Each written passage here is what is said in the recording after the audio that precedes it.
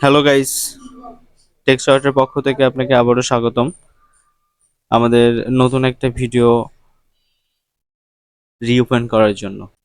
আজকে আমার ভিডিওর টপিক হলো কিভাবে আমরা ডেস্কটপের আইকনগুলো রিসাইজ মানে একটা সুন্দর একটা শেপে নিয়ে আসবো।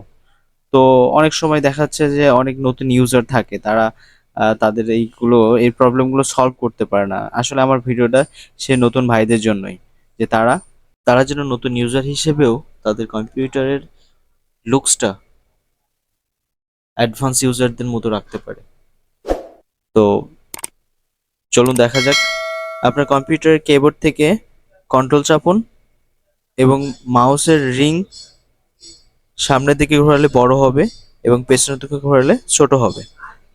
দেন আমি আমার মতো করে সামঞ্জস্য করে রাখছি, এত ছোট করার কোনো প্রয়োজন নাই, আমি একটু বড় করছি। এরপরে আমাদের টাস্কবার টাস্কবারের আসলে সিস্টেমটা হচ্ছে কি, আমার টাস্কবারটা অনেক এলোমেলো বা অনেক বড় বড় হয়ে আছে, আমার এটা পছন্দ না। আমি চাচ্ছি সুন্দর একটা শেপ এবং সুন্দর একটা ডিজাইন আসুক আমার টাস্কবারে। টাস্কবারে গিয়ে মাউসের রাইট অপশনে চাপুন এবং দেখুন টাস্ক সেটিং বলে একটা অপশন আসছে, ওখানে ক্লিক করুন।